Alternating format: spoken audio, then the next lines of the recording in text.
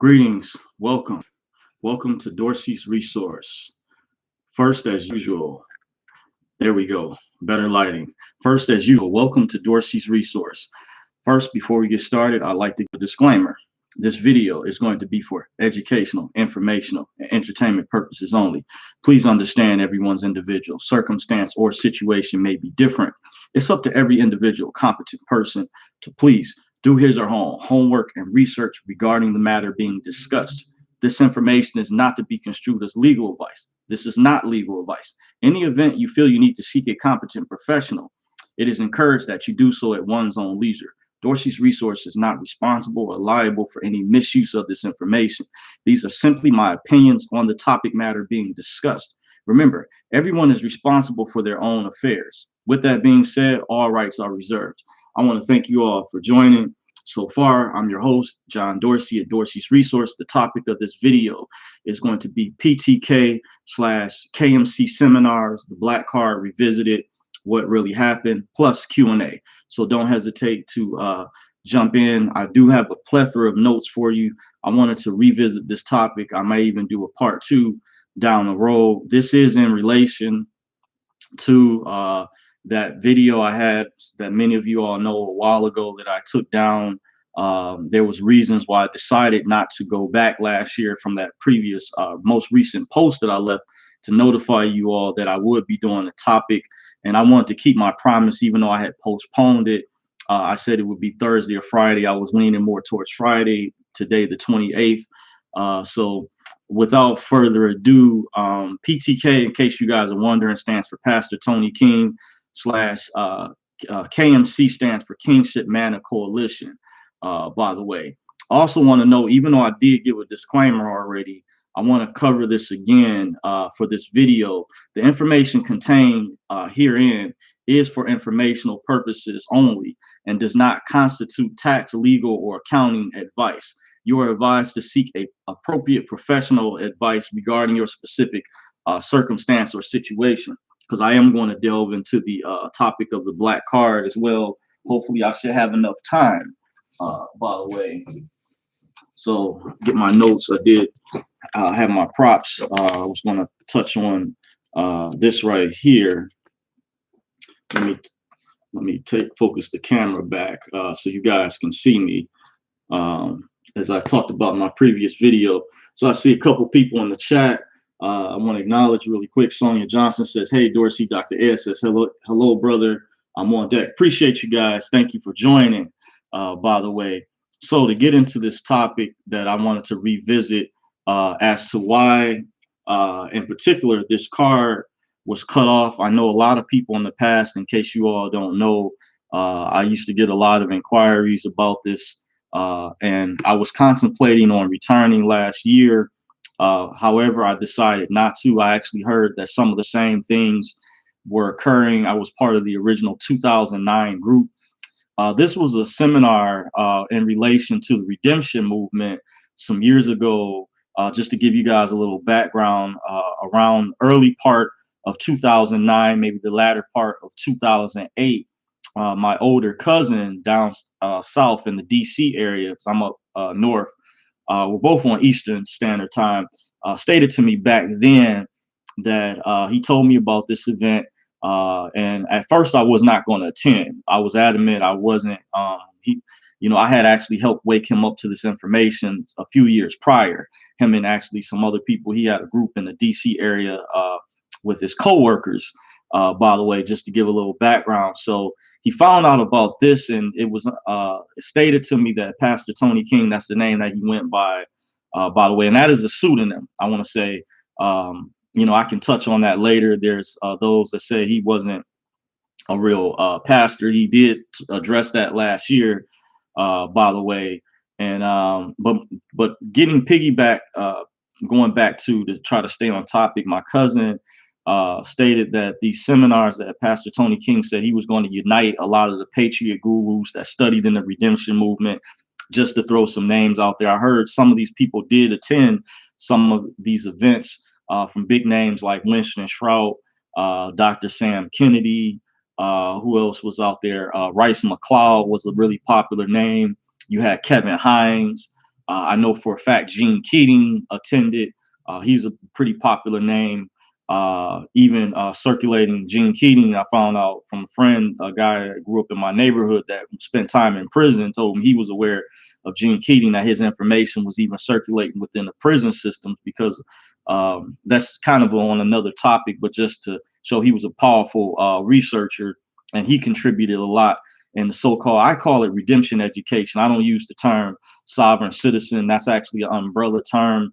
The people that were tying up the court systems, a friend of mine said he could see that that was clearly people who are ill-informed, that are not aware. So this event was by invitation only, by the way. It was private. When I learned about this information years ago, by the way, in the city of Detroit, when I started reading about this information, just to give you guys a heads up, there was nobody that convinced me. I did a lot of research, investigative research. This is prior to attending this event, hearing about this stuff, and I studied with various groups before I joined or studied. I started studying with one particular group in particular. There was private, like little cell groups that broke out when this information had circulated around the city. I found out about this information in the year of 2004, exactly, to be exact. And then later in that year, around November, I met a guy named Daryl, who was also a music artist, by the way, that introduced me to two private sources that I think they were connected. One of them, they were connected. They had like their own private group, but they were really advanced. One of them in particular helped me understand this information back then. He was a private source. I used to call him like every day after I met him. You know, I got permission. And big shout out to him and the other person. I won't say their name for the time being, but it was a private meeting we had. I was invited over. Daryl, who once again, he had a couple businesses, and the guy that relayed the information to me had a younger brother who also worked for him at the time. Daryl had a demolition company and a mill company. I'm not sure if he's still in the state, and he was also a music artist as well. He knew how to play the keyboard. I think he may have been able to sing as well. And, you know, it was nice of him to do that. And I went over there with my mentor at the time, and further on down the road, just to give you guys a background to understand, this information was like private through word of mouth. And I want to say I'm not part of any particular groups. I don't have a card carrying membership to any groups in particular. There's people that belong to many different types of organizations. And I want to say that I'm not part of anything, in case you guys are wondering. I was told by a relative in the past that asked me that she thought, accused me, you know, possibly being part of, you know, this name. I won't say. You guys have heard me mention it before. And I said, no, I'm not part of anything. Only thing I belong to was some Facebook groups that did like different activities or whatever. And, you know, recently, because of this COVID thing, I haven't been able to participate in some of those types of activities anyway. I still do read some of the posts and try to stay abreast. And I have a friend who does things independently. I'll just kind of leave it at that, that I might tag along with or whatever. But I just want to specify that on record. But I wanted to get back on track, to stay on topic. The topic of this video is called PTK/KMC Seminars, the Black Card Revisited, which I do have right here. I also have application. I wouldn't have learned about some of these things if I had not attended this event, by the way. And I want to kind of maybe even give a warning to some of you all out there who may be considering learning, studying this type of information. It is very private, and there really is a private sector, contrary to popular belief. But there's a difference between the free private sector, because I had a friend of mine some years ago. I was in Barnes and Noble with another friend, and this other friend, he called me up and said that he heard the previous president mention something about the private sector. But I told him at the time, I let him know there's a distinct difference. And I broke down to him, there's a difference between people who are rich, who are public, versus there's a group of people who are wealthy, but there's people that stay in the shadows. My friend calls them the shadow people. And that's fine. People have their own names. I don't get into the semantics that sometimes are used, but I respect everyone's, this is one of my best friend, his evaluation from what I relate, and kudos to him. He helped me, do research behind, because I was trying to understand what this was at the time. But once again, to stay on track, my cousin had shared with me back in 2009. He called me by my middle name. He says, Alan, you should try to attend this event. You should go. He said, you'll be able to meet like-minded people. And I said, because I wasn't really trying to attend. And I'm going to go into the details if I have time. The first seminar that I attended was the DC Baltimore seminar, because you had to attend these seminars to meet the qualifications in order to receive this, by the way. For those of you all, some of you all might know, but I was part of the 2009 group. And I want to also add, it appears as though there were even groups that went through prior to us. And even by PTK's own admission, by the way, he stated he was out in the 1970s. So I know a guy at one of the seminars asked him his age. He went before the microphone. We were at an actual event, and PTK, that stands for Pastor Tony King, said he would not reveal that until you crossed all the way over, I guess, to the other side. So this is like unofficial evidence. He was in the private sector already, by the way, and I want to say on a side note, there were people that there was this mystique about him being a pastor, and this was addressed on a call last year, that he uses that as a form of a pseudonym, by the way, because it's related to like the ideology they have, because the scriptures in the Bible are encrypted, just like the Quran.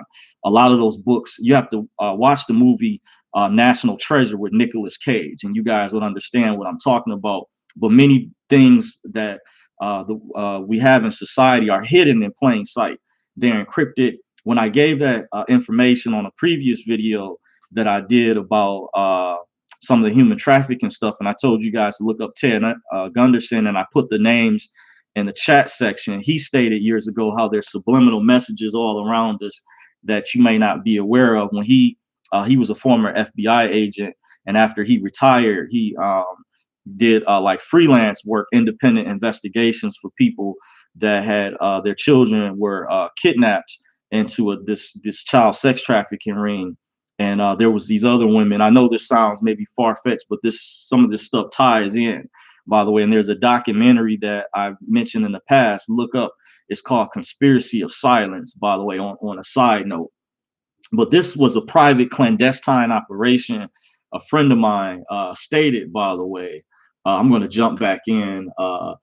See, we got 15 people. If you guys can, don't hesitate. Please give a thumbs up. I appreciate you for joining.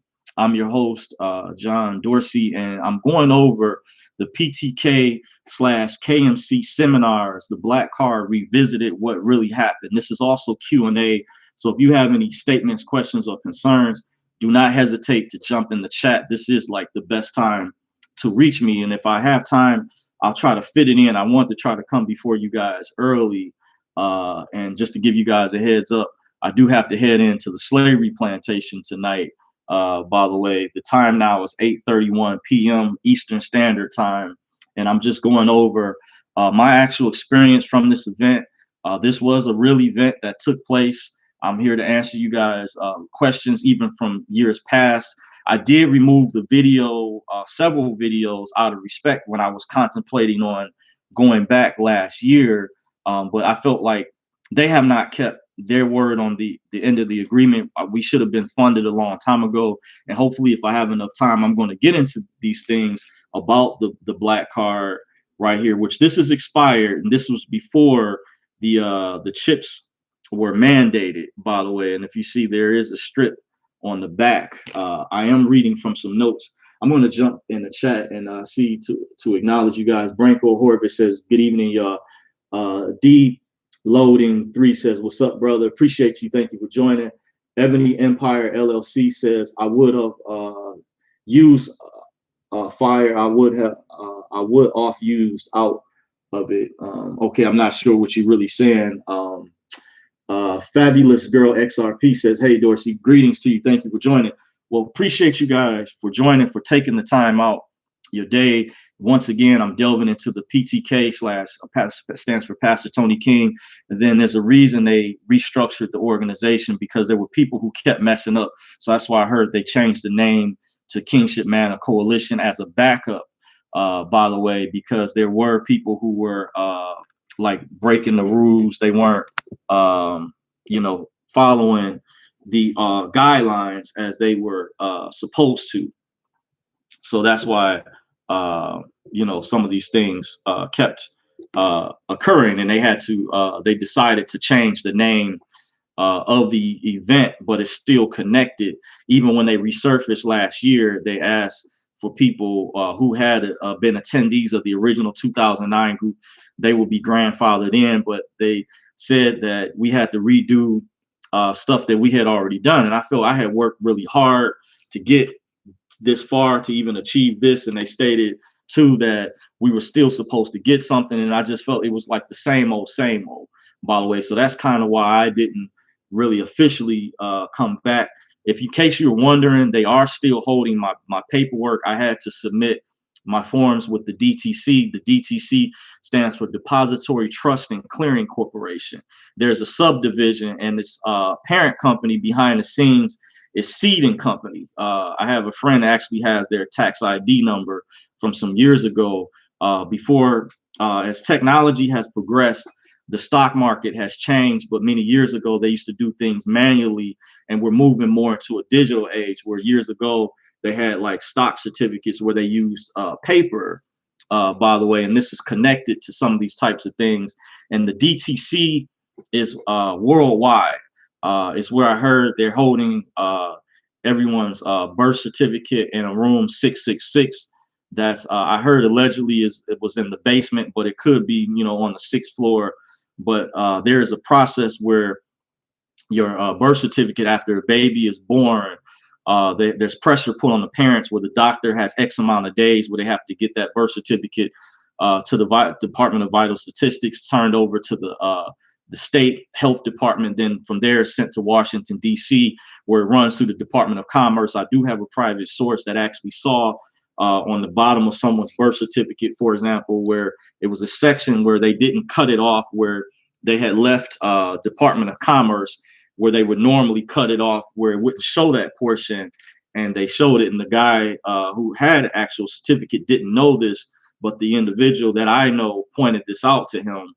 This was evidence, because we were actually reading this in redemption documents prior, when we were studying this information many years ago, when I used to attend these classes privately. So that means, imagine where my mindset was at, how intelligent I have to have been. This was back around going from 2004 into 2005. We used to meet at this location near the Motor City Casino, by the way, where we had private classes, because when some of these classes broke out years ago, they were by word of mouth. Even though we had the internet at the time, not as many people had access to computers, of course, and they weren't on there. It wasn't like today, as the smartphones have gotten more advanced and the communications and stuff like that. There was still some stagnation.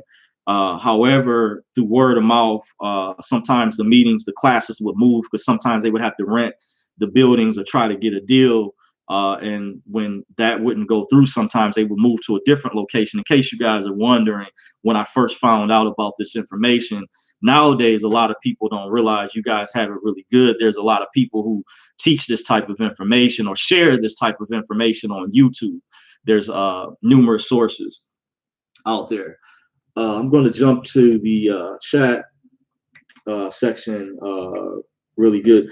DP Loading 3 says, do you know an estimated time the exchange will happen? In your personal opinion, do you think the 800 number and redemption centers are scams? And what are you going to do? I'd rather wait and go to Chase. That's a really good question. I got some information, and I put this in the message when I was notifying you guys about doing this particular topic of the video.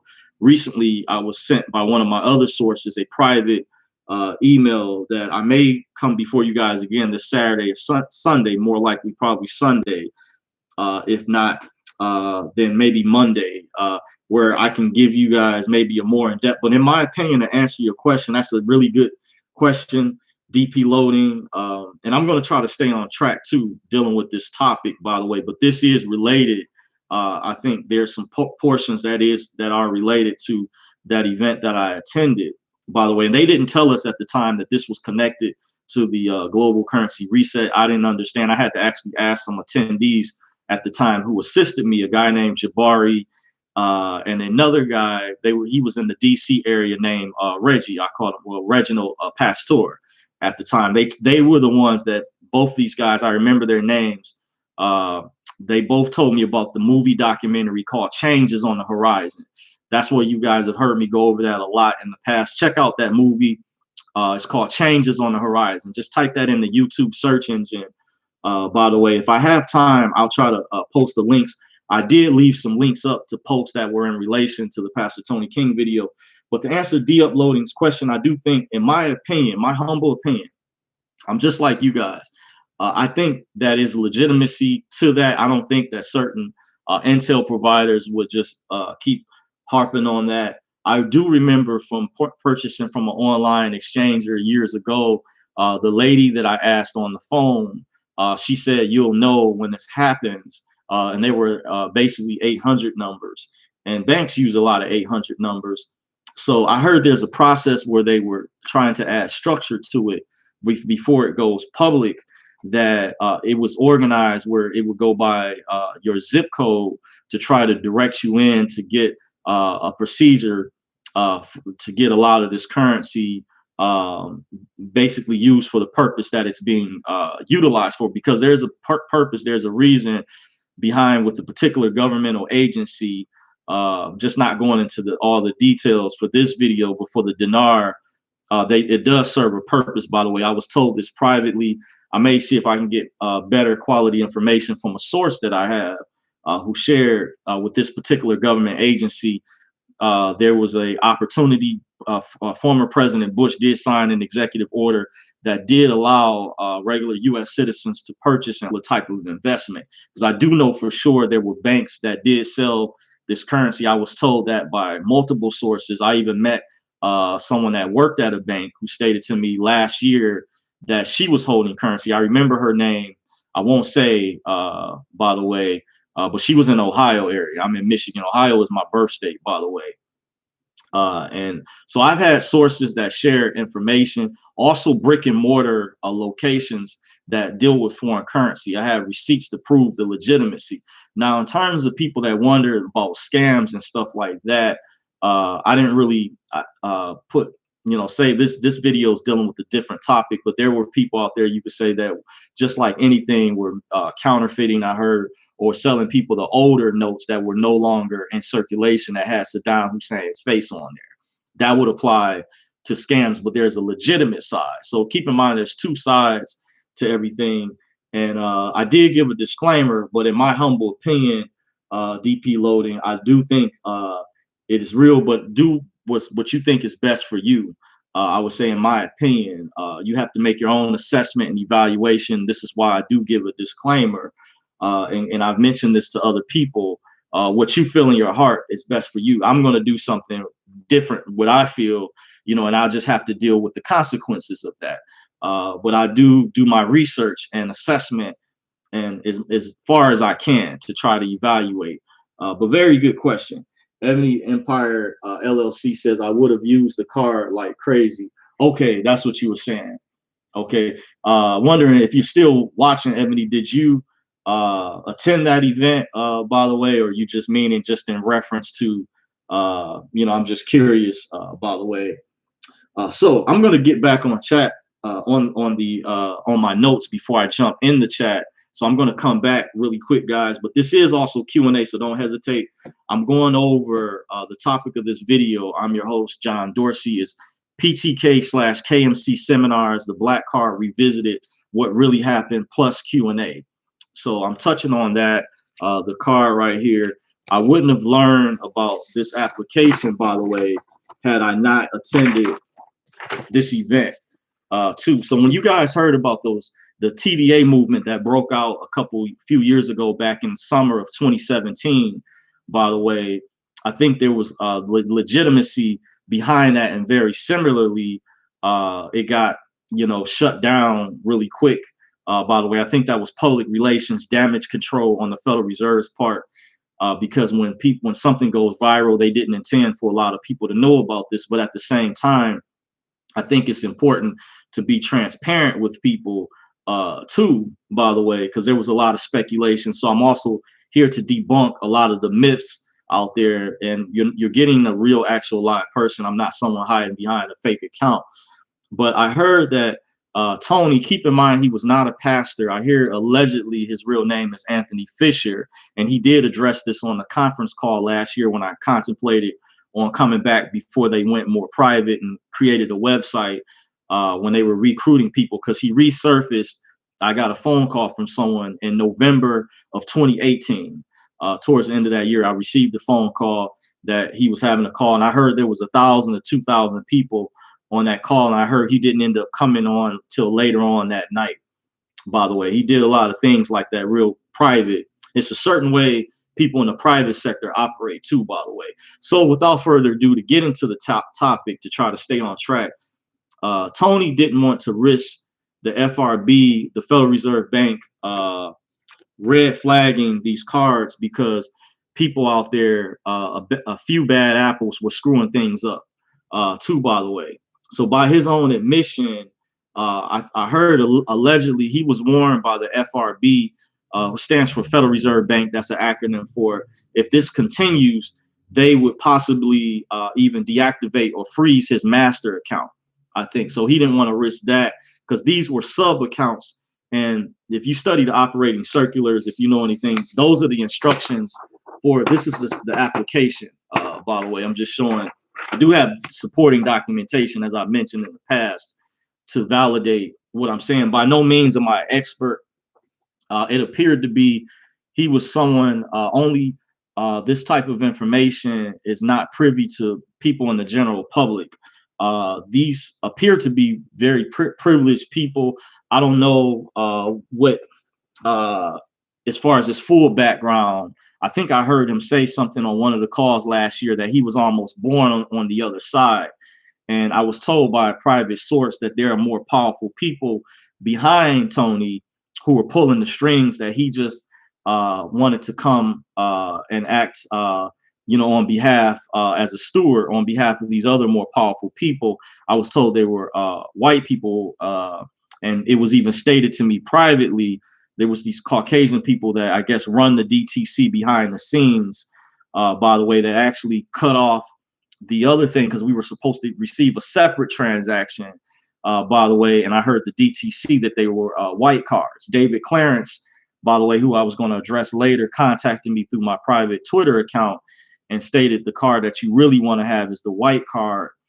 That the operation was shut down. I was told privately, I didn't know this originally, because there was this was evolved around some type of collapse around 2008, around that time frame, when there was like a meltdown. And if you guys remember, there were some things happening around that time period. But however, I was this close to crossing all the way over. And some of these things I'm going over, this is just from my perspective. There were many other attendees, people that attended this event. I'm just here to debunk the myths, rumors, and just give my opinion, my experience from my perspective.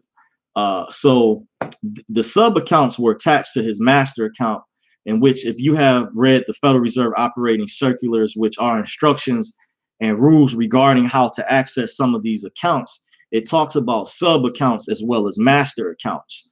By the way, I also heard from a private source the prosperity program called Freedom Club, which there were many others, was set up similar, where the high level administrators had access to a master account and were going to distribute the funds to their members by way of sub accounts. I heard that they had, from what someone was explaining. Now, I wasn't part of that particular program, but I have a source that knew someone that was.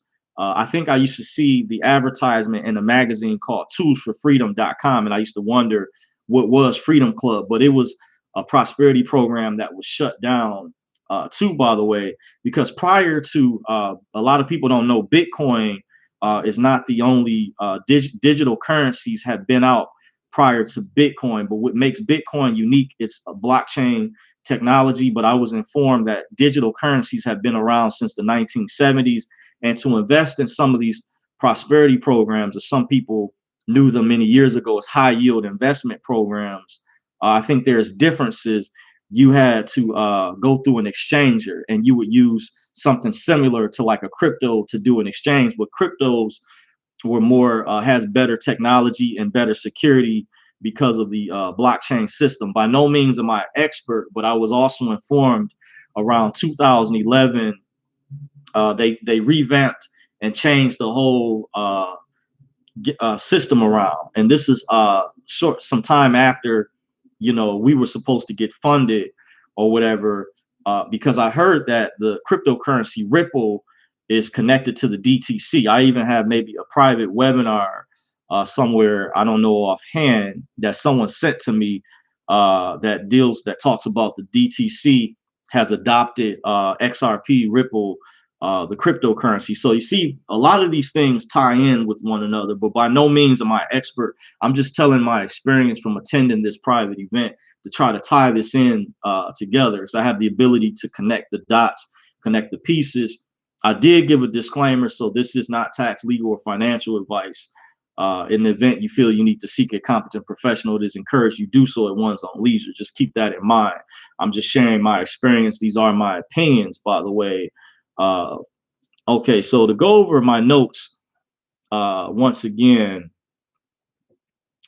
I believe they had spending limits, which can be designated through lower level custodian accounts when you have like a master account set up. So this was supposedly running through a sub account, by the way. And because he's at a certain plateau and only certain people are privy to this type of information, which makes it difficult, is if you don't know anybody that knows how to fill out this application, or anybody that's willing to show you how to fill this out to get access to this in the proper way. There was like 2 different ways to do it. May have been several years ago prior to the bailout crisis. Then it's going to be very difficult to do this on your own, because these people were born into this knowledge, by the way. So they won't have some of the same apprehension as people who are learning about this information for the first time. So this is very frustrating, and I might address that later, how his administrators there may have been some sabotage going on too, by the way. And there was like a breakdown of communication between his administrators, who were supposed to assist him. This stands for PTK, along with these events, by the way, and getting people, properly educated on how to do some of these different things. So this was a private event. It was by invitation only. My friend stated this was a private clandestine operation. By the way, I'm just tying in. I'm talking about, I was going over the, what is it called? The prosperity program called Freedom Club. This is similar to Treasury Direct, which has minor accounts for designated custodians that have access. But the differences between both institutions may depend on the flexibility of where the FRB, the Federal Reserve, appears to be not as flexible for certain types of accounts. Even in terms of the way people were accessing these, there were people who did not wait for instructions. I heard there's one guy went on a shopping spree, and I have an actual source who was next to the person. He was on the phone with the Federal Reserve Bank when they cut off access. I never got access to this. To pulling the funds down or anything. There was a few bad apples, or some that kept screwing up, by the way, in case you're wondering. Hopefully I clarified that. I have also addressed this in previous videos, contrary to popular belief. Now, there's not going to be a lot of people too who are going to be willing to share this type of information and go over this. And I'm also here to debunk a lot of the myths and rumors out there surrounding this. And this black card, there's different types of black cards too, by the way. This is not the same black card as the one with American Express. And I'm not referring to business lines of credit. I would love to know about that. I am aware of it, but I'm not as financially literate when it comes to how business lines of credit work. I had a friend some years ago who was a former stockbroker who was supposed to be assisting me in that regard. And there was a breakdown in communications. I still stay in touch with them throughout the years, but I didn't understand. I was trying to get a better understanding because I've come into some recent knowledge about how that can be used as leverage to help you. But the way that I was taught, the way that I was educated by my parents, had a value system. A lot of people don't have the financial literacy, and this was high level type of information. Now, you still could have been walked through, pulled through. By the way, this was a different process, but I just want to clarify because people get it mixed up. You can even have a black card logo from your local institution or bank. Some banks offer that's just a different color, where the color of your debit card or credit card that's attached to your regular bank account, checking, or savings may be a black card.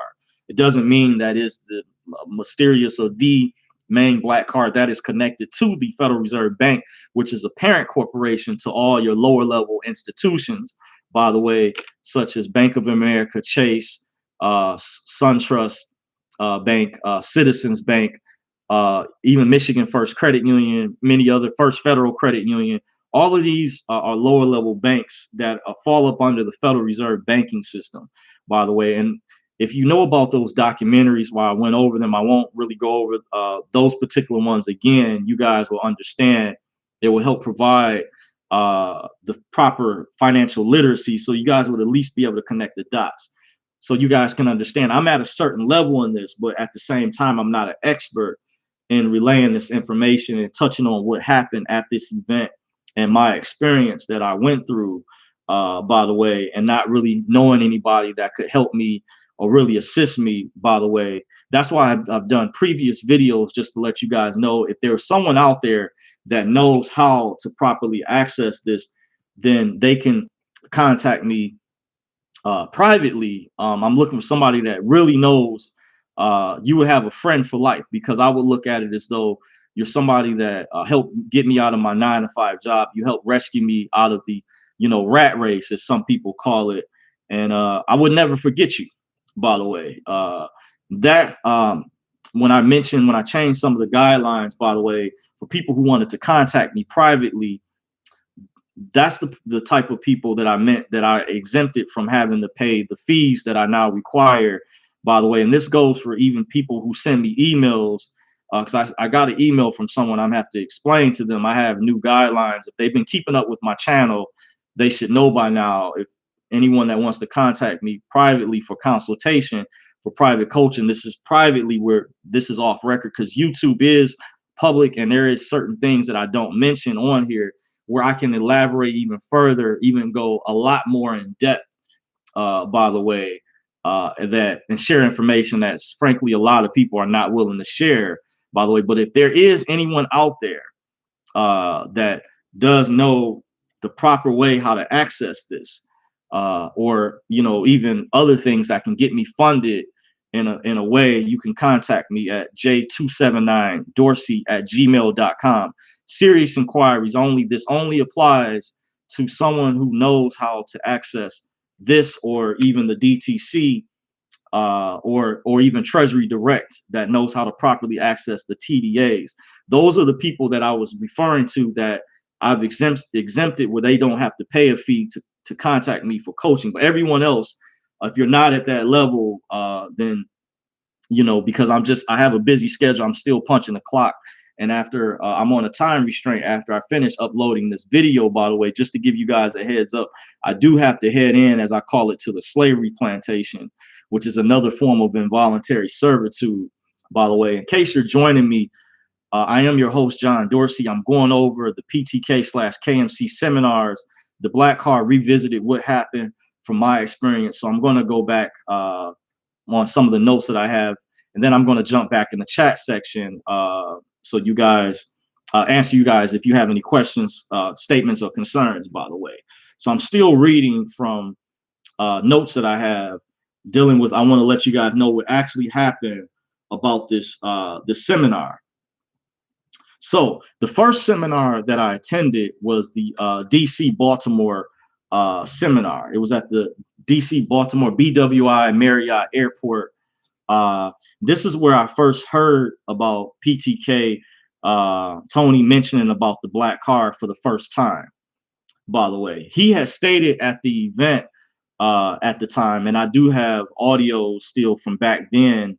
There was a group that used to travel to the different seminars that would actually record his events. He allowed his voice to be recorded, but he didn't allow like there to be a face or video recording, by the way. But there were different recordings for different events, by the way. And I can post in the chat section really quick, just on a side note, from Yusuf, by the way, had an audio that he had posted that I found. I left it up on intentionally. So I'm gonna post it in the chat section for you guys, and then I'll come back. But if you guys, that link that I posted in the chat section should link you to the video, I mean the audio, excuse me, that Yusuf had uploaded on his High Frequency Blog Talk Radio. That's the name of his Blog Talk Radio account's High Frequency. He uploaded an audio where Pastor Tony King was talking about some of this information that I'm going over, just to piggyback from, by the way. So I want to thank you guys for joining so far. If you haven't, please hit the thumbs up button. Appreciate it. If you haven't, make sure you subscribe, hit the notification bell. You can follow me on Facebook at Dorsey's Resource. I am on Twitter at Dorsey's Resource. I'm also on Instagram at Dorsey's Resource _2019. I'm also on minds.com. By the way, I am working on getting to other platforms. By the way, says, okay, I'm going to get to the chat later. Says, my brother HMU got info. Go to my channel, see the truth. Okay. The chat section was asking me to allow someone. I just allowed it. It was a message, I guess. It's screening in here. So I'm going to jump back really quick without further ado to try to stay on topic. Then I'm going to jump back into the chat section to address you guys' comments, questions, or concerns, by the way. So once again, I was going over, I first heard Tony mention about that he didn't want to touch on this application when at the first event that I attended, which was around the end of August. It was actually around this time period of 2009. By the way, that was the first event that I attended, and someone had asked the question at the event about the application to receive this, and he said at the time he didn't want to address it because he stated that people who had received the black card were supposed to stick around and help assist the new people, which was us at the time, coming in the 2009 group. So it appears as though what I heard, allegedly, there were groups even prior to us going through, and a few of them were at the event. There was people that were already funded. He would even say within the audience, he wouldn't say exactly where they were sitting at, but he would mention that there were people that had their Circle 750. He would ask the question, he would put it out there on a seminar. He said, how many people are already funded by show of hands? And some of them voluntarily will raise their hand. He was trying to get other people that were members of the private sector to help assist the new people because he was willing to show his face. But of course, when people make it to this level, you know, there's people that's like me. I got mines. I don't want to help anyone else out. They're going to stay hush hush about it. And he said that these people were supposed to come back because they this was separate from the DTC, and this was only supposed to pacify us in the meantime. I never got access. This was deactivated before I did test it out, and there was a particular ATM machine that did read this was legitimate, but there was an email that there were people that didn't wait for the instructions to receive this card, and it did have a strip on the back. You can't really tell, maybe because of the glare, by the way, but this is before the chips were mandated in the new debit cards, the debit/credit cards with the banks, by the way. So just going over this information from 2009, from what I heard, once again, there were allegedly groups prior to us, and Tony said they were supposed to help, and they just they were happy and they just disappeared after that. Basically, I was also told later on, this is in relation to the people who attended last year, or for newbies, there were breakdowns in his communications between his administration people. It appears as though, and this even can go further back, that some of them were trying to sabotage the rest of us going through, even for new people. And one of them was even kicked out for allegedly stealing money from the events. Now that individual, that was back around 2009. By the way, I found out later that my older cousin, I didn't know this originally. He had paid for me to get in this event, and I still paid anyway. And this administrator who went by the name Nana, who was in that photo that I showed that I uploaded, I also had did a previous video about a while ago. That I was listed on the paid attendee list because they had a checklist when you would come back to the event as far as who was supposed to have access, by the way. And I noticed my name was on there twice, by the way, when I came back from one of the breaks. So I heard that she was kicked out because for stealing money or whatever, skimming money off the top, by the way. This is on a whole separate thing. I was told this privately, too, by the way. So it's a bummer, it's messed up. I wish I know my cousin had told me that he paid for me, then I wouldn't have had to use my hard-earned money to get in. He told me I was straight, but I didn't know. But she, being an administrator, you had to go through her as you were signing up to pay to get into the event. And I noticed I saw other people, like a guy named Rolando, and other people, she was letting them get in for a less amount because they had a certain amount for requested donation that you had to get in for. I think it was $550 at that event.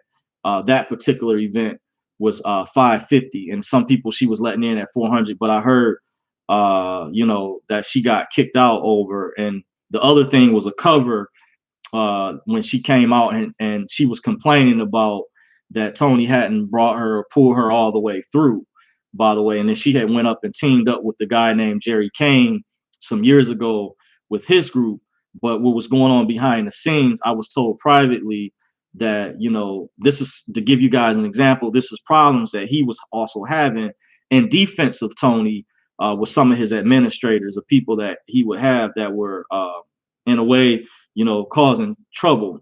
So it wasn't not only coming from attendees, but also some administrators as well. And I think some of it was not necessarily intentional.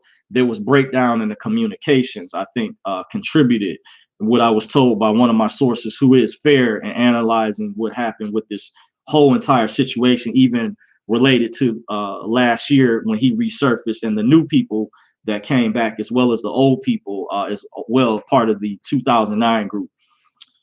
So when a lot of people find out about this type of information, you do have to be discreet about what you have.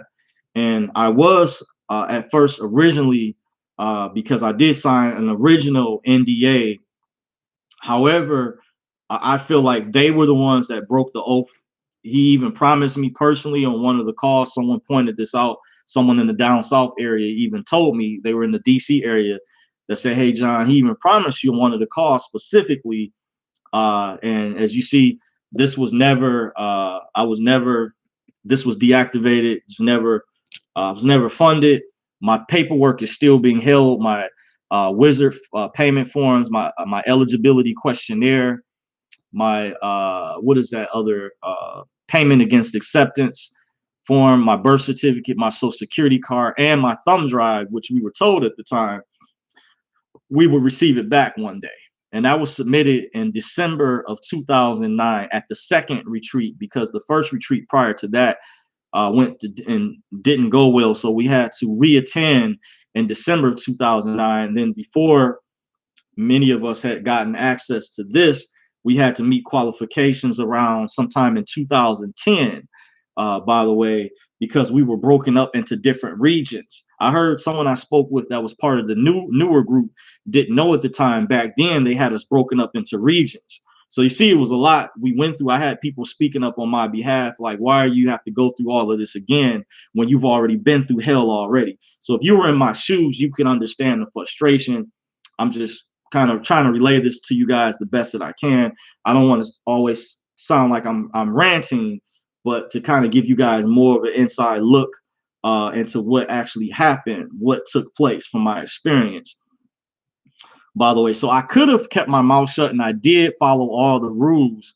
However, when this started to go on, even beyond 2013 is when afterwards I decided to go public about and share my experience, to be cautious. If you are part of anything like this, if you plan on attending things like this, someone I spoke to said they had some ideas where it could have been ran a whole lot better, by the way.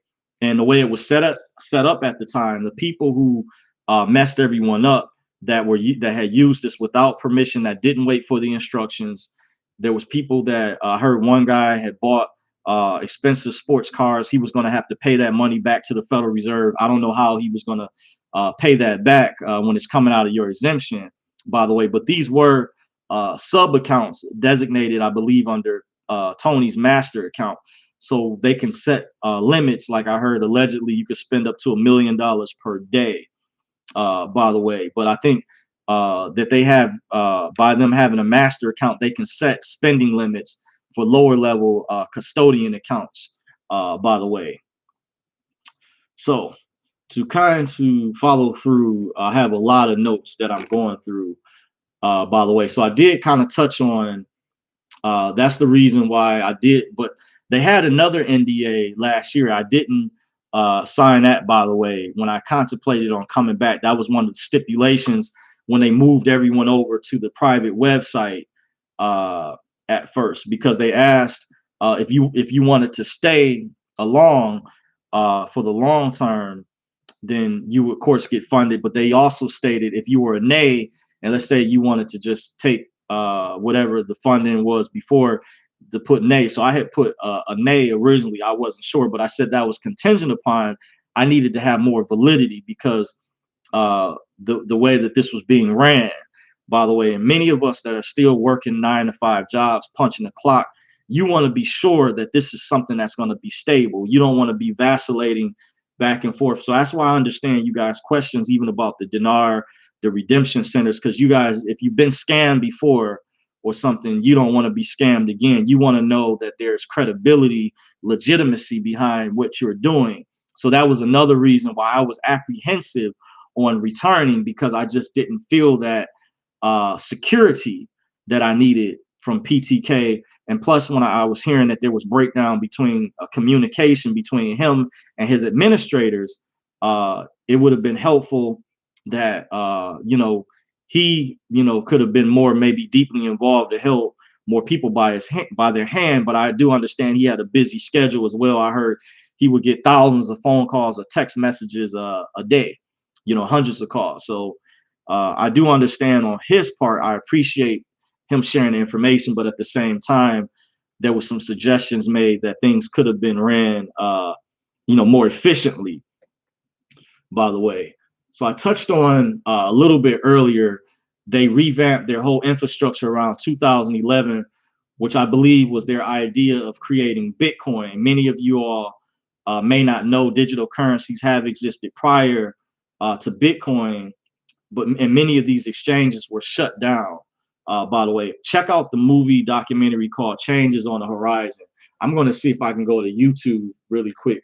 I'm going to post a link for you guys. I'm going to look it up, by the way, and I'm going to post it in the chat section.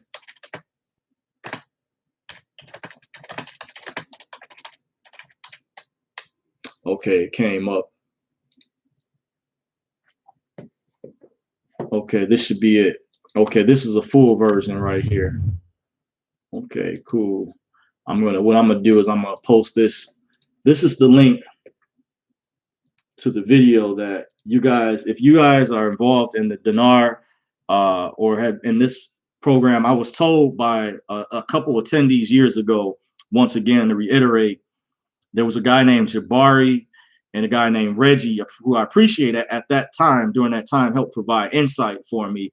And they both told me to check out this documentary that I'm posting in the chat section. So you guys want to make sure you bookmark that, watch that documentary. That's the uncut version, because some of the original versions, they had them chopped up in 3 versions, but that's an uncut version. If you probably can find the software, you may want to look for a video downloading software to download YouTube videos where you can archive that, and believe it'll help provide some insight for you guys that have questions, by the way. And previously I posted one of the audios from that Yusuf had posted on his blog talk that Pastor Tony King had did in addressing what I'm going over, dealing with the black card and this particular event. I think it provides some insight. Also, I think you guys should get another perspective. So I'm going to post 2 more links, one from David Clarence, by the way.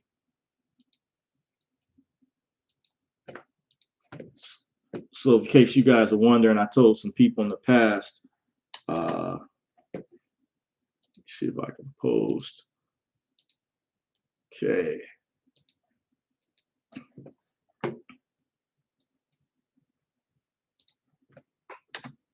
Okay. Those are 2 audios you should be able to download. 2, by the way, that were posted a while ago. I heard that David Clarence was allegedly someone, I was told, that had crossed over to the other side. He has some other separate audios as well. He was known because every so many years there's like a new, they call Patriot Guru, who would come on the scene, who would have a particular process or procedure that everybody, a stampede of people would jump to. And he was known for the executor letter back around 2011. Or whatnot, and moving forward. And I heard recently that letter was even revamped. By the way, there's some people who are more advanced in the legal side of the law that would know how to enforce that, how to properly use it. So this is where the legal education comes into play, having the, and you don't necessarily have to be a lawyer. I did give a disclaimer, this is not legal advice, but in some states, you don't have to have a license to practice the law, by the way, or to use the laws. They say it's how you contract sometimes too, by the way, just throwing that out there. I believe even in this state, this was given to me by a very reliable source that I have somewhere around here. I might have the documentation where it shows the actual law where you're not necessarily required to have a license to give legal advice or certain types of paperwork documentation. There's laws behind it. There's actual statute.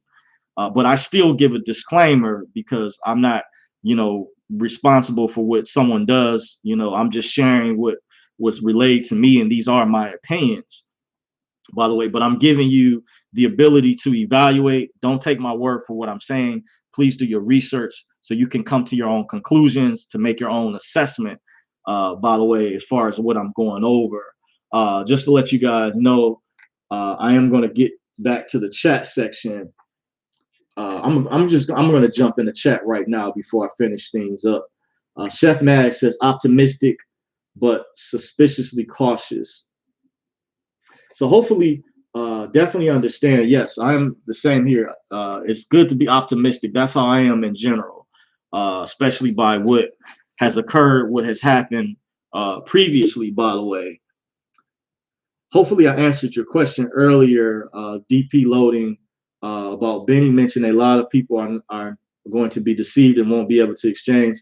From him saying the 800 numbers and redemption centers are scams, I figured out. But it may depend on when he worked at the bank. I heard him say he was a banker, what level he's at. Remember, there's different levels, that you have different departments of banks too.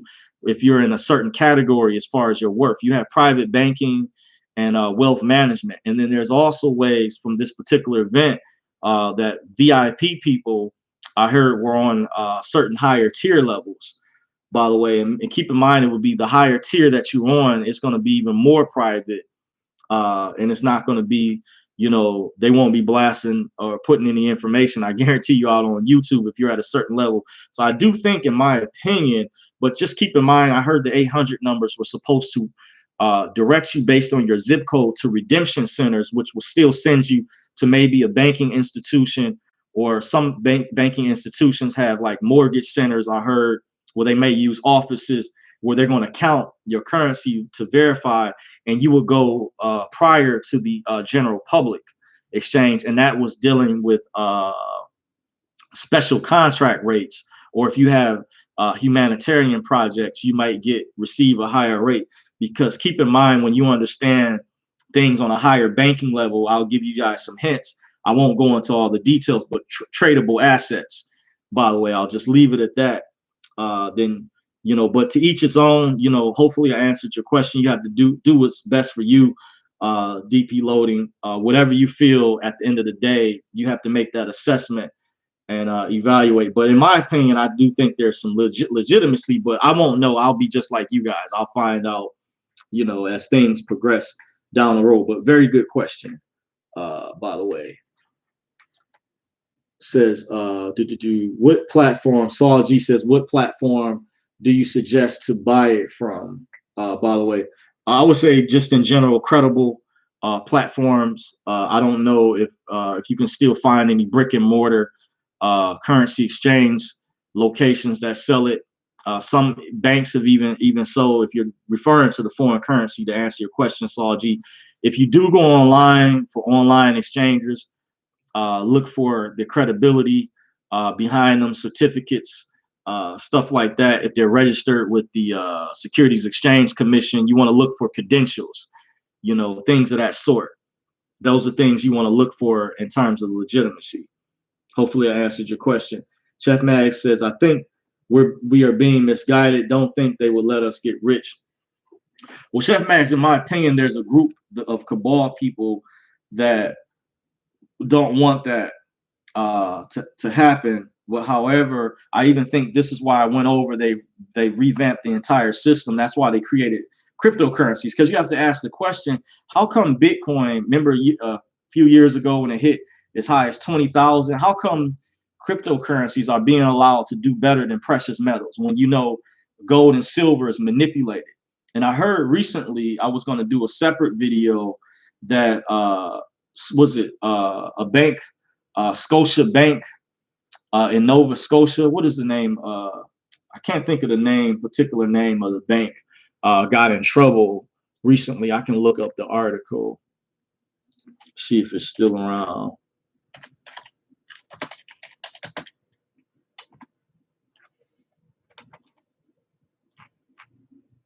Okay, Scotia Bank. Manipulation. Okay, I can post this in. This is dealing with, I'll post the link, Kitco News, by the way, in real time. So, but I could do a separate video. This is separate, but I'm just saying, you guys got to ask the question. I was even informed by someone that some years ago, I did some research and found out that Chase Bank had took out a patent to have an anonymous currency. Back in the late 90s, they took out a patent, and it was rumored that not only Chase but other banks were manipulating the price of precious metals, the commodities market at the COMEX exchange, that stands for Chicago Mercantile Exchange, the futures market where people trade like the ETFs and stuff like that, the paper trade digital. Silver is best to own and have it in your physical possession. You want to hold the physical, by the way, but you have to ask the question, how come cryptocurrencies were allowed to do better? And I've been meaning to do a video about this. I heard, you guys know that Bitcoin was not created by Satoshi Nakamoto. There was a Asian guy, a Japanese guy they arrested in California some years ago that said he believed someone made that name up. But I guess because people during the time period, I'm assuming they were trying to investigate who was behind the creation of Bitcoin. Similar to how there's a history behind the family or who started the Federal Reserve banking system. So I believe there was a reason why these people wanted to be anonymous. But from attending this event, I was told by a private source, I even believe some of these higher level people intentionally had a plan and created these the cryptocurrencies, in particular the blockchain technology, to also make it more difficult as well. If this to kind of correlates when Chef Max comment when he says, when you say you think they don't want us to get rich, it's like they did put roadblocks, because I noticed how certain individuals were more knowledgeable or aware ahead of time that Bitcoin and other digital cryptocurrencies were going to do well, earlier on. And some of these people, the owners of some of these exchanges that started particular cryptocurrencies hold millions, if not billions of them. So, which is like a form of insider trading, which Martha Stewart got in trouble for many years ago. So when you delve deeper, by no means am I a financial expert, and this is not financial legal advice, but I was informed that Satoshi Nakamoto was not started by a Japanese guy. Now, there were white papers on behind the scenes, but there was a guy named Craig Wright who was out of Australia, and he had a court case not too long ago where they said the family is trying to sue him, but he said he came out some years ago and said he's the Satoshi Nakamoto. He said that was a front name, and it was an elite group of people that were behind him. I found this out when there was Bitcoin was in the news some years ago when it had reached 20,000, when it was hitting all-time highs, and the media was pumping this all of a sudden, kind of like how they're pushing, a lot of these police shootings involved with black men. Notice in the news, the media during this particular time period was pushing Bitcoin, and it was like towards the end of the year, going into 2018, from the latter part of 2017. And I started asking questions, and I shared this with a friend of mine. So this guy named Craig Wright, you want to look up, he had a court case because I heard the family is trying to sue him because the guy he was a business partner with, him and the other guy allegedly were like the inventors or creators of the Bitcoin in particular. And he said he could prove it. He did some type of transaction, but they wanted him to show more evidence. But the other individual he was a business partner with, just giving you guys a summary of the story, I guess he died, and he said he couldn't access the keys the way they had the encryption set up until like 2021 or something like that, or whatever. But check it out, that there's really no Satoshi Nakamoto. When people are talking about Satoshi tokens, they created like a whole pseudonym ghost figure, but there's actual people that were behind inventing Bitcoin and cryptocurrency, by the way. And I don't find this a coincidence. Not too long after we should have been funded from that PTK event, just connecting the dots, by the way. So let me go down some more to read the rest of you guys, and I got to wrap things up in a little bit. So very good question. Harry Nichols says, Rich, we are supposed to stay in honor and discharge all debt. Okay. DP uploading says, Benny mentioned a lot of people are going to be deceived and won't be able to exchange from him saying, okay, I read that already. Says, where can we watch the PTK/KMC videos to learn more? And is it more difficult to get the black card now? Yes, that's a good question. I said, check out the links that I posted. Fliz Zhang, the question that you have, you are welcome to do a manual Yahoo or Google search.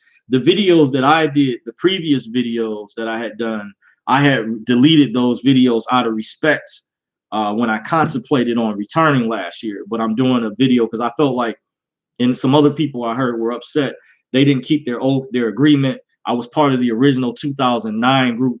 We should have been funded by now. It's just no excuse, in my opinion, just to keep it simple. But just check out the audios, the link I posted in the chat section. Listen to those. You get a perspective even from David Clarence's side, what he had to say. And it was told to me that he's crossed over to the other side already. And he contacted me some time ago to my Twitter account that told me the card that you really want is the white card with the DTC, which I didn't know originally that was a separate transaction. I didn't realize that, by the way, from this card right here that I showed.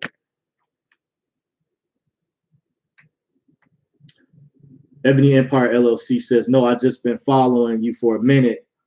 Also heard a lot of people were able to use them.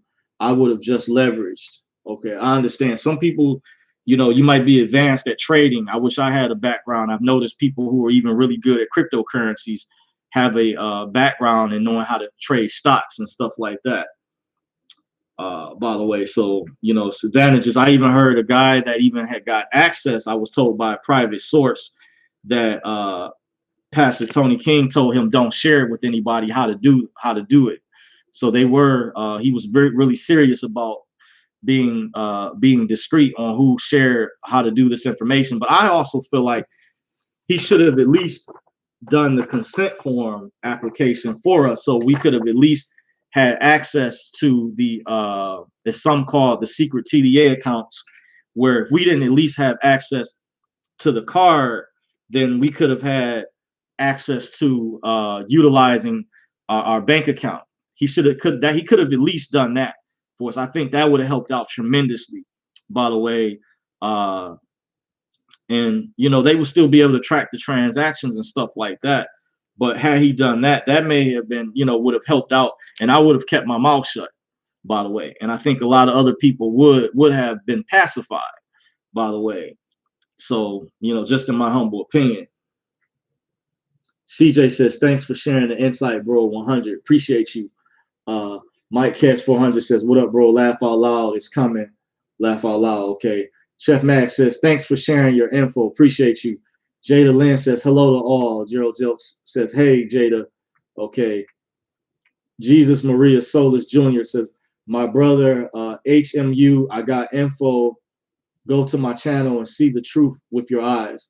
Okay, if you're still watching, Jesus Maria Solis Jr., you're welcome to post your channel information. I wouldn't mind checking it out, by the way. If you have some information, by the way, that's cool. Just post it in the chat section, or leave a comment after the video as well, and then I'll see. I'll be able to check out your channel, by the way. Tell me says, answer your phone. Okay. Not sure what they're referring to by that in particular. Gerald Joke says, Jesus is your name, the name of the channel. Is your name the name of the channel? That's a good question, Gerald. Says, yo, Jesus, thank you. Gerald Joke says, thank you, Dorsey, for your help and motivation. You're welcome. Saul G says, I want to buy some stocks of cryptocurrencies, but not too sure which ones. Could you suggest which ones are a good one to buy? That's a real good question. By the way, I want to say I don't give legal advice or financial advice. However, if you want to contact me privately, check the description box in terms of that, because I do feel YouTube is too public. That topic is not really related to this video. I am invested in cryptos, but by no means am I an expert. I did kind of went over. I was upset and had some frustration behind the agenda, the ulterior motive, I believe, behind the people that set this up some years ago. And I know there's a lot of people that I met that had their grievances about cryptocurrencies, and some didn't like them. I know some people do, by the way. But I won't get into that because this particular topic of this video. But if you want answers, if you're serious and want to know my opinion about some ones that I think that are going to do really well, by the way, then you're welcome to set up, private consultation. Just check the description box in terms of that. And from now on, I did have new requirements in terms for those who want to contact me. Someone has sent the email privately. I'm no longer answering questions free by email anymore. I'm going to let the person know you're going to have to, I put, basically what my fees are. And down the road, I'm still looking into starting the Patreon account, by the way, where I can set a tier system based on my intellectual property. I feel as though people pay for Netflix, people pay to go to the movie theaters, amusement parks, music. It should not hurt to pay for your freedom. If you really want to know, based on if you like my unique perspective on the way that I can break information down, if you talk to me privately, I will even go more in depth. I might even give surprises too, by the way, where I might even extend the time for the consultation, or I might send additional information, documents, or even possibly a webinar. By the way, I do normally require extra for that because I have a plethora of information. But based on my expertise, the level that I am at, that's what I require, because I am still punching the clock, and time equals money, by the way. But it's up to you guys. I don't force anybody. If you are serious in certain questions, I don't go as in depth about. There is some powerful, high-powered information I do talk about. I go in depth. But if you are interested, Saul G, if you want to contact me, you can, as well as others. If you're curious about some of the things that I'm knowledgeable about, appreciate those out there who have donated too, by the way. It helps out tremendously. If you want to see this channel grow, you want to see me go to the next level, helps pay for equipment, things of that sort.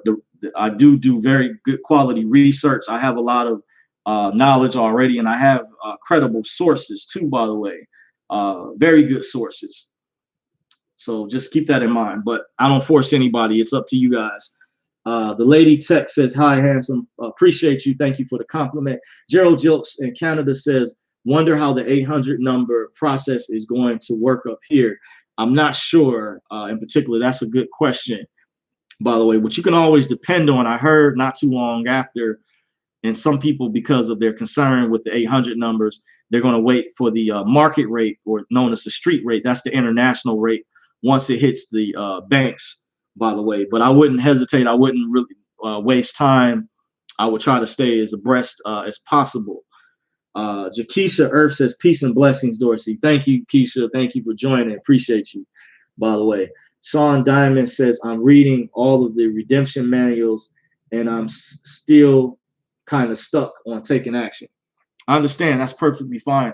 That's good. When I first got in the movement, I had people that asked me, Dorsey, what's the first step that I should take?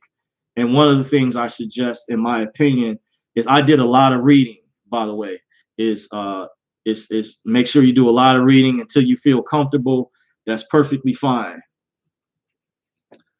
Keisha says, what 800 numbers? This was in reference to the reset. I mainly heard that, I don't know if that's going to only apply to the Zimbabwe, but I was informed if you do have Zim notes and you're holding other foreign currencies, that you want to let them know altogether, because the way they're going to track things.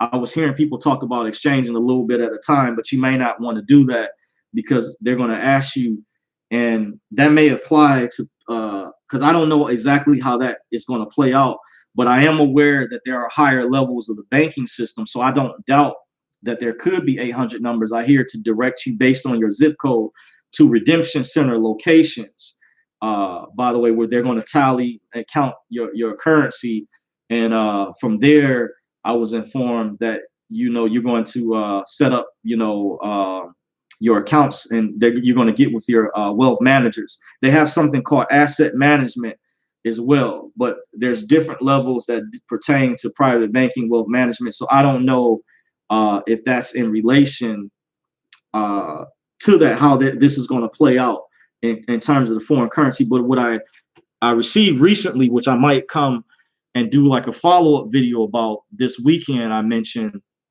is I received some new information, allegedly, that there's going to be 3 banks involved in that process, by the way, that it's going down to. But you guys are welcome to do your own research evaluation. I'm just here as a messenger to relay the information. But to get back on track, appreciate you guys' comments and statements in the chat section. I'm going to get ready to shut things down, and I'm going to wrap things up with the notes that I have from what I was going over so far. So I might skip over that section. Okay.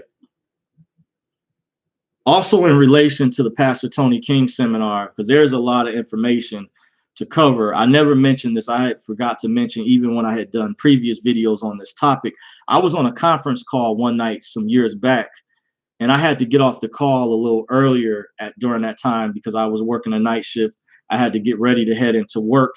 And one of my sources in the Chicago area, who was also an attendee by the name of Rob Norwood, I appreciate him, and his brother Corey at the time, told me, after I had got off that call that night, and I had confronted Pastor Tony King about the funding, was like a rant, that he informed me that this sister out of the Atlanta, Georgia area had went off on Pastor Tony King after I had spoke.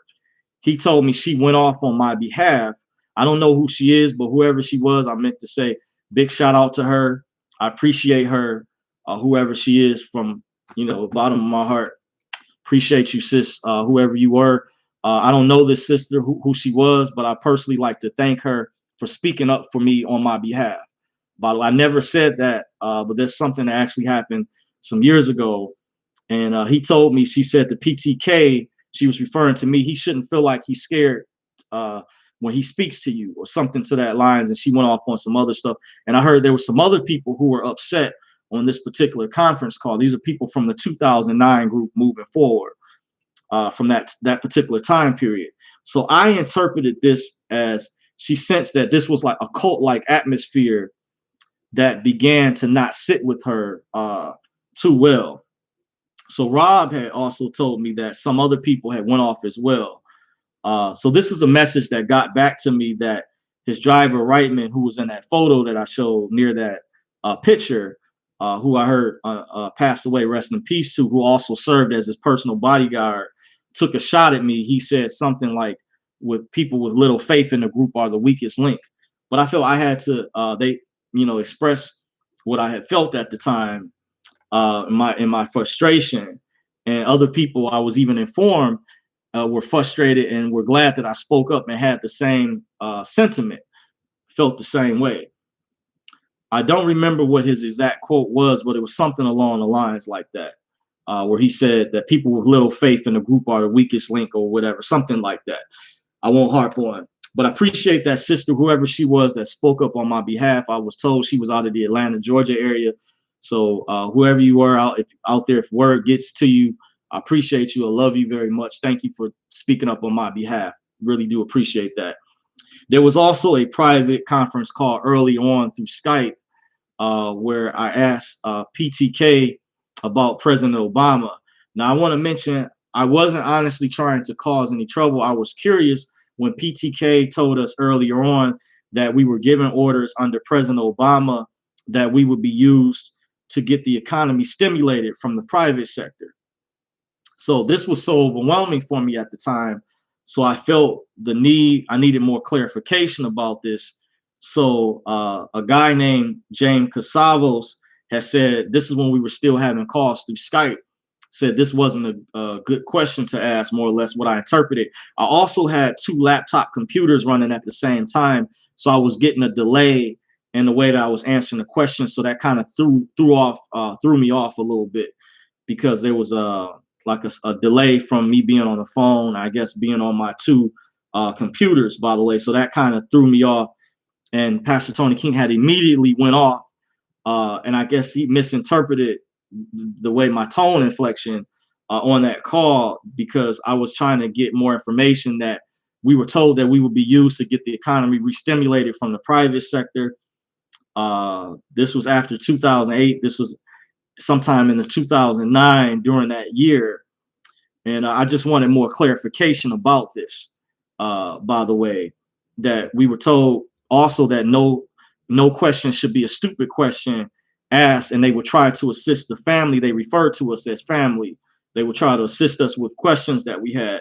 I noticed later on, after that incident, they changed the conference call disclaimer to include there may be very important people listening to these calls really high up, such as dignitaries or potentates, etc. So be careful what you say from now on. They let me also add, I was one of the one, let me add, that originally gave Mike Jeffers, he was one of the moderators on the call, the idea to give a disclaimer originally earlier on. He, along with my cousin, my older big cousin, was one of the moderators on some of these private conference calls, by the way. I was also told by some private sources at this event, they ran background checks on all of us. And I was told privately, this is why some people were kicked out, because they had criminal records. They were also trying to imply don't belong to any groups, without pointing out more specifically. Well, let me rephrase that. They were trying to apply, they told us don't belong to any groups, but they didn't point out specifically what type of groups he was referring to. By the way, this was very vague language, and appeared to be a scare tactic to make people think they would either get kicked out or lose all their currency, or for paperwork they submitted, by the way. Because when I brought up David Clarence, I had a source that had relayed to me, they were trying to, it appears that the Pastor Tony King, Anthony Fisher, was trying to imply to her that that David Clarence was a member of the KKK. And I want to say I don't belong to any organizations. I never met David Clarence personally. He just contacted me, but I don't have any validity behind that. But I was told the reason he was trying to do that, say that to this person, is because they want to try to discredit my character, by the way, because I'm someone who thinks outside the box independently. And these people don't want free thinking people. They just want yes men and yes women. And this is why it's important. This is why this video is kind of a warning. If you guys join any of these type of events, don't be afraid. Speak your mind. Speak up. Don't let these people get away with this because they feel like just because they have all this money, they can just treat people any type of way and talk down to people. I'm addressing that aspect. So these people, they don't want people thinking they want, of course, yes men, yes women. And because I have a significant following, that gets people to think they see this as a threat to their covert agenda. However, they were trying to discredit me without doing it directly, I was told, because I'm someone they definitely wanted to have on their team. However, they don't want to burn bridges, but at the same time, they wanted to calm me down for whatever their agenda was. So, and this could apply to other people as well. And this is why I decided to come back on YouTube. I appreciate you guys' encouragement when I went dark. Appreciate all the love that you guys gave me. Big shout out to Currency 365, who did a video even addressing this. He's been a big ally, big supporter of mine. You're welcome to go over to his channel to subscribe as well. I check out his content as well, not only from Benny, Foot Forward, other people, intel he provides dealing with the dinar foreign currencies as well. So just touching on, these are some of the things that occurred. Was very stressful, by the way. Originally, earlier on, I was told I want to touch on, they wanted us to do these humanitarian projects, and they wanted us to donate to these UN organizations. So at the time, they took a vote because there was backlash, because a lot of people did not want to donate to these particular locations. So later, they changed the rules to make it optional. But I do remember specifically there were organizations such as the World Health Organization, UNESCO, UNICEF. There was like this list that they recommended, but there was backlash over that, like we were being used for some other covert agenda that they weren't sharing with us, by the way. So I went over this earlier, but I'll go over it again in my notes. But on a side note, be careful what organizations you donate to. If you are involved in humanitarian projects, you want to donate to things that are going to help people, something that's going to be help rebuild the family structure in a way, not these other corrupt organizations that are being used for socialist, communist agendas, things of that sort. You want to help humanity, maybe fund water filtration machines, do things that are genuine.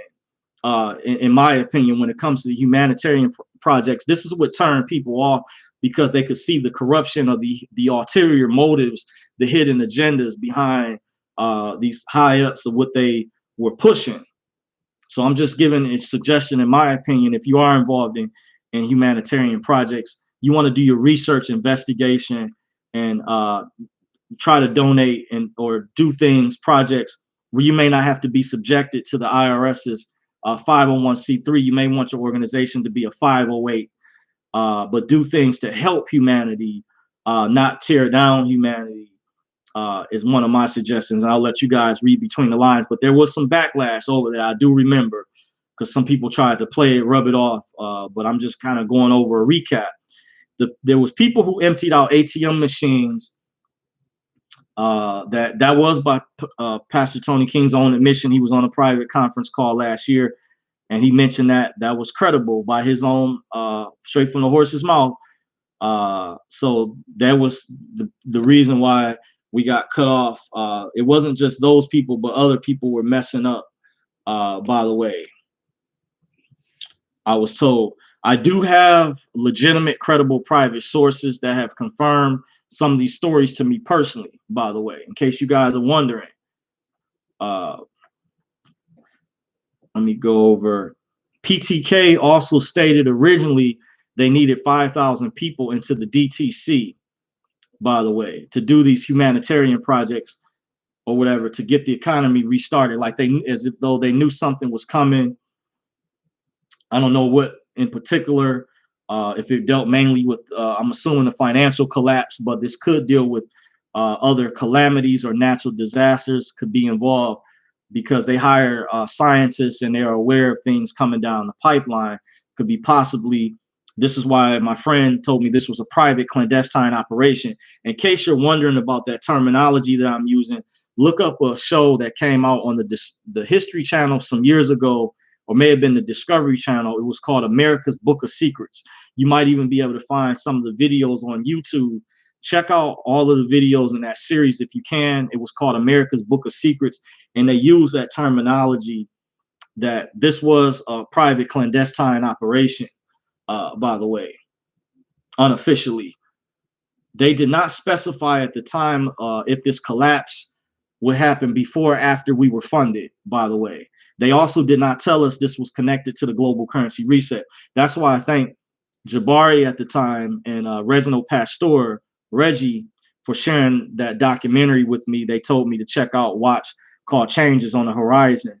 I was also informed to listen to a conference call called Thing 1 and Thing 2 that helped provide a lot of clarification, because we weren't informed up front. Like, once again, they wanted basically yes men and yes women to go along with their agenda, by the way. But I guess they also, another reason they could have cut us off is because you know, that not just because the people were messing up, but because they had a certain ulterior motive, the people high up at the top. Now, I was told that Pastor Tony King had these white people, Caucasian people behind the scenes that are pulling the strings, that he's just the front person. That's what I was told by a private source. So, you know, I'm not trying to necessarily like say I'm putting blame on him or whatever, whatnot, but understand that even though he is in the private sector, he's at still at a certain level, but his people, I heard, that are more powerful than him behind the scenes, that he's just acting as a front, by the way. So just keep that in mind when he decided to come out, because he had a neighbor that invited him to a Jack Smith event down in Ohio. And rest in peace to Jack Smith. I heard that he passed away, by the way. And that's why I heard one of the reasons Pastor Tony King decided to go public. And I heard, allegedly, by his own admission, he had a private source at the DTC connection at the time. And that's some information I heard further I won't touch on. So there were other elite people. There were audios he allowed to be recorded. There was a guy that I discovered named Steve Thomas, who was supposedly an elite who crossed over to the other side already. He actually spoke at the Atlanta, Georgia seminar in October of 2009. I heard he was on one of the audios, but I figured out who he was from doing some research, because I studied with the Bible Prophecy Club years ago, and it appears as though the Bible Prophecy Club, they still have a YouTube channel, but they removed the videos that he was in. But supposedly, I was informed by another source, a guy that told me he knew his father, that one of the two had actually saw the birth certificates being traded worldwide, or had evidence behind that. But he was another source that was one of the people in the private sector that was at the events, and they were supposed to help assist Pastor Tony King. And this is what makes it difficult, because the apprehensiveness, because only these people really have the knowledge or know how to fill out like this application to achieve this. And it appears as though there's also some favoritism that's being played as well, which was frustrating at the time. So I do have private sources that share some of this information. Once again, David Clarence did contact me on Twitter and stated that the card that you want was supposed to be a white card. And I was informed by a separate source that was a separate transaction that dealt with the DTC, but the black card right here, this was supposed to pacify us. But because people messed up and violated the rules, they cut all of the rest of us off. But I felt like all of the rest of us should not have been punished as the result of a few, because they didn't see us as one person individually. They would call us as a family. So they said when one person messes up, everyone would mess up. But I heard with the new group that was returning last year, that the people who messed up, they were going to punish them, and they were going to get in trouble, and they changed the rules as a result. But then I heard recently they changed it back to where they don't see you individually anymore. So I don't know what they're doing now, but this is to give you guys a background. I might be doing a follow-up. Let me know if you guys want to see a follow-up video to this video, like a part 2 and 3, if you guys want me to elaborate and expound some more. I'm getting ready to shut things down. By the way, I'm going to try to hurry up and address the last few comments. Keisha says my wealth manager is at Wells Fargo. Okay, I heard. I'm not sure if they're still involved. With it, they may still be involved because they had got in trouble for some things too. Son Diamond says I filed my UCC1 regionally in NY. Man, I just didn't get my 98 number yet. Sean Diamond says that's the DTAC. Okay, it's supposed to be, I think you're referring to the DTC, that stands for Depository Trust and Clearing Corporation. You also have Euroclear, which governs countries overseas. It's a similar process they've done.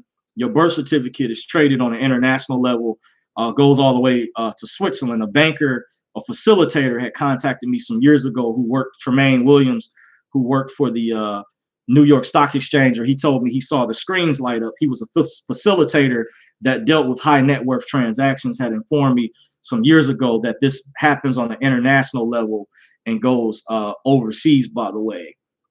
Just FYI, but Euroclear is like the version overseas.